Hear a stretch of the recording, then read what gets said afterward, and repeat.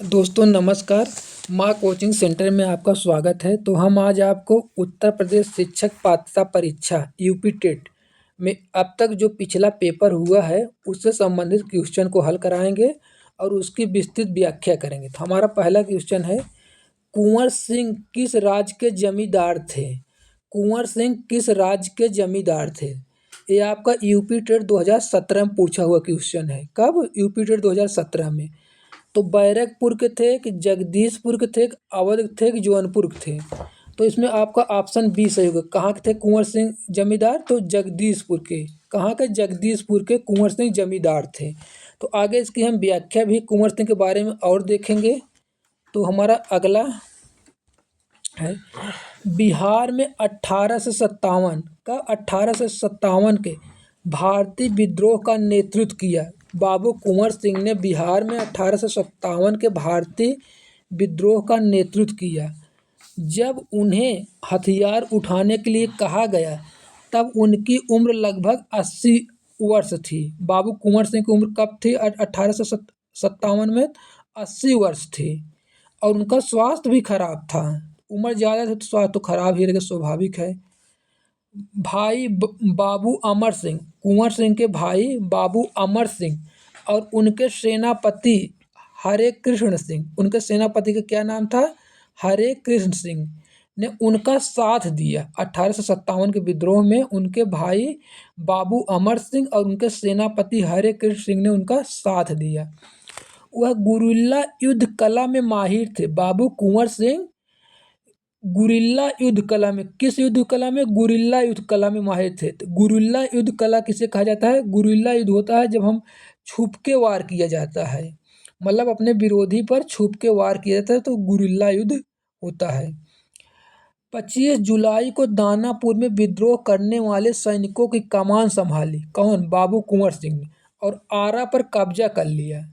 बाबू कुंवर सिंह ने आरा पर कब्जा कर लिया। मार्च 1858 ईस्वी में उन्होंने उत्तरी पश्चिमी प्रांत, तब उत्तर प्रदेश को उत्तरी पश्चिमी प्रांत के नाम से जाना जाता था, में आजमगढ़ पर कब्जा कर लिया। आजमगढ़ जिला पर कब्जा कर लिया था। तो हम आगे देखते हैं अगला क्वेश्चन। हमारा क्वेश्चन नंबर 2, किस किस क्षेत्र में अंग्रेज अधिग्रहण के कारण सिपाही विद्रोह हुआ? किस क्षेत्र में अंग्रेजों के अधिग्रहण के कारण सिपाही विद्रोह हुआ? आपका यूपी टेट 2011 में पूछा। कब पूछा? यूपी टेट 2011 में, कि किस क्षेत्र में अंग्रेज अधिग्रहण के कारण सिपाही विद्रोह हुआ? अवध के क्षेत्र में, बंगाल के क्षेत्र में, मैसूर के क्षेत्र में, दिल्ली के क्षेत्र में? हमारा ऑप्शन सही हो जाएगा ए, अवध के क्षेत्र में अंग्रेज अधिग्रहण के कारण सिपाही विद्रोह हुआ। तो हम आगे देखते हैं इसका विस्तृत व्याख्या। अवध का अधिग्रहण लॉर्ड डलहौजी की बड़ी भूल थी, जो सिपाही विद्रोह 1857 का एक प्रमुख कारण बना। अवध का अधिग्रहण लॉर्ड डलहौजी की बड़ी भूल थी, जो सिपाही विद्रोह का 1857 का क्रांति का एक प्रमुख कारण बना। 1857 का सिपाही विद्रोह की प्रथम घटना बैरकपुर में मंगल पांडे के द्वारा की गई चर्बी युक्त कारतूस के प्रयोग से इनकार की तत्कालिक कारण माना जाता है। 1857 के विद्रोह का कारण तो एक से अधिक थे, सब लोगों की अलग अलग समस्या थी, लेकिन तत्कालिक कारक अगर हम बात करेंगे तो ये जो कारतूस चर्बी युक्त कारतूस था, बैरकपुर छावनी में मंगल पांडे द्वारा की गई चर्बी युक्त कारतूस के प्रयोग से इनकार की तत्कालिक कारक माना जाता है। हम आगे देखते हैं। काकोरी कांड संबंधित है, आपका यूपी टेट 2016 में पूछा हुआ। कब पूछा आया हुआ क्वेश्चन है? यूपी टेट 2016 में। काकोरी कांड संबंधित नहीं है, काकोरी कांड से संबंधित नहीं, तो इसमें 4 विकल्प दिया है, इसमें से काकोरी कांड से 3 लोग संबंधित है, एक नहीं संबंधित है। ये आपको बताना कौन संबंधित नहीं है। तो भगत सिंह नहीं है, कि अशफाक उल्ला खान नहीं है, कि राम प्रसाद बिस्मिल नहीं, तो राजेंद्र प्रसाद लाहिड़ी नहीं। इसमें आपके अशफाक उल्ला खान काकोरी कांड संबंधित है, राम प्रसाद बिस्मिल काकोरी कांड संबंधित, राजेंद्र लाहिड़ी काकोरी कांड संबंधित है, लेकिन भगत सिंह काकोरी कांड से संबंधित नहीं है। कौन नहीं से? भगत सिंह। तो हम आगे देखते हैं इसकी विस्तृत व्याख्या। काकोरी कांड से संबंधित है रोशन लाल संबंधित है, राम प्रसाद बिस्मिल संबंधित है, राजेंद्र लाहिड़ी सम्बन्धित थे, अशफाक उल्ला खान सम्बन्धित, इन चारों को फांसी दी गई थी। रोशन लाल को, राम प्रसाद बिस्मिल को, राजेंद्र लाहिड़ी को, अशफाक उल्ला उल्ला खान को। काकोरी ट्रेन कार्रवाई की शताब्दी 12 अगस्त 1925 को 100 वर्ष का शताब्दी वर्ष मनाया गया।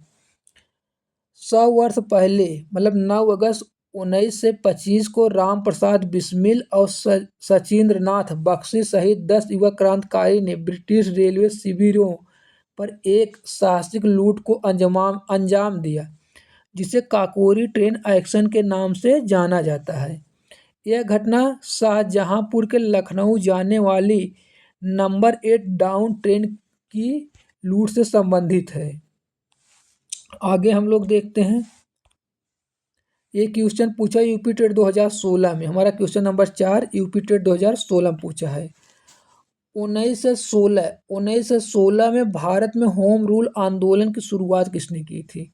1916 में भारत में होम रूल आंदोलन की शुरुआत किसने की थी? जी.के. गोखले, गांधी जी, बी.जी. तिलक, लाला लाजपत राय। तो इसमें जो दिए गए विकल्प है, जिसमें आपका विकल्प सी हो जाएगा, बी.जी. तिलक, मतलब बाल गंगाधर तिलक ने 1916 में भारत में होम रूल आंदोलन की शुरुआत की थी। हम आगे देखते हैं। हाँ, हमारा विकल्प सी था, बाल गंगाधर तिलक। अब यहाँ देखेंगे, सितंबर 1916 में एनी बेसेंट ने भी होम रूल लीग की स्थापना की थी। वहाँ बाल गंगाधर तिलक ने किया था और सितंबर 1916 में एनी बेसेंट ने भी होम रूल की स्थापना की थी, लेकिन ये लोग अपना क्षेत्र अलग अलग बांट लिए थे अपने सहमत से। आगे देखते हैं हम लोग। किसने कहा स्वराज मेरा जन्मसिद्ध अधिकार है और मैं इसे लेकर रहूंगा? किसने कहा स्वराज मेरा जन्मसिद्ध अधिकार है, मैं इसे लेकर रहूंगा? यूपी टेट 2011 में पूछा। कब पूछा? यूपी टेट 2011 में। तो ऑप्शन 1 बाल गंगाधर तिलक, ऑप्शन बी नेता सुभाष चंद्र बोस, ऑप्शन सी दादा भाई नौरोजी, ऑप्शन डी लाला लाजपत राय। तो इसमें आपका विकल्प ऑप्शन ए हो जाएगा।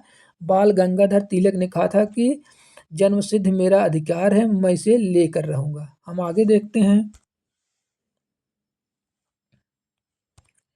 स्वराज मेरा जन्मसिद्ध अधिकार है और मैं इसे लेकर रहूंगा, बाल गंगाधर तिलक ने कहा। किसने कहा? बाल गंगाधर तिलक, एक गरम दल के नेता थे। आगे हम लोग देखते हैं। गांधी जी के असहयोग आंदोलन कब शुरू किया? गांधी जी ने असहयोग आंदोलन कब शुरू किया? आपका यूपी टेट 2011 में। कब आया है यूपी टेट 2011? 1920 में शुरू किया, 1930 में शुरू किया, 1940 में, 1950 में। तो हमारा ऑप्शन ए सही हो जाए। गांधी जी ने असहयोग आंदोलन 1920 में शुरू किया। हम आगे विस्तृत गांधी जी के बारे में देखेंगे।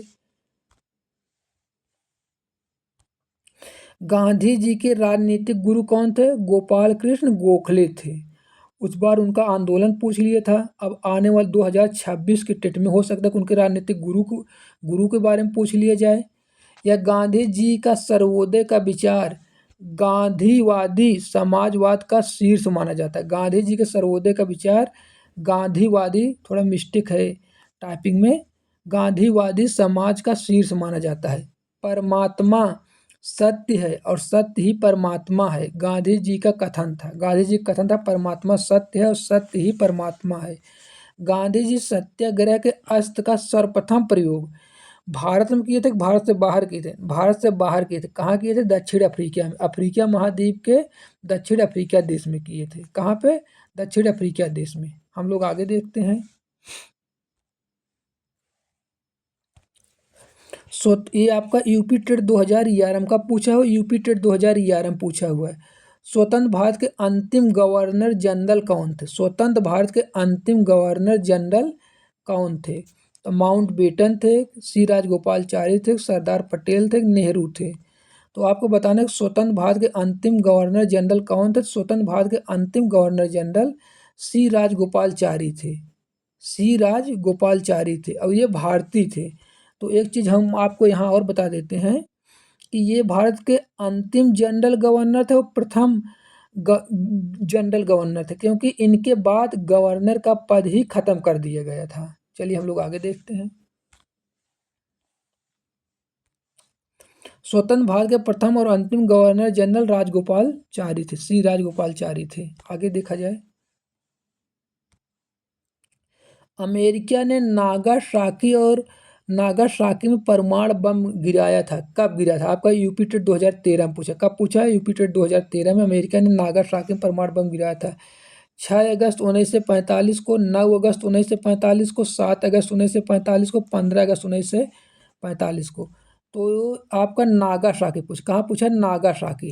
तो नागासाकी 9 अगस्त 1945 को कब गिराया था? 9 अगस्त 1945 को गिराया था। तो एक छोटा सा ट्रिक हम आपको बता रहे हैं, ये अमेरिका में जापान पे 2 बार परमाणु गिरा था, वो 3 दिन के अंतराल पे। तो हमारा ट्रिक है हीना। क्या है? हीना, हीना, हीना, हीना। ठीक है, हीना। तो सबसे पहले कहाँ गिरा था? हिरोशिमा पे। कहाँ? हिरोशिमा पे। इसके बाद सेकंड नंबर पर नागासाकी में। पहले हिरोशिमा, फिर नागासाकी में। तो हिरोशिमा में गिरा था 6 अगस्त 1945 को, नागासाकी में 9 अगस्त 1945 को गिरा था। आगे हम लोग देखते हैं,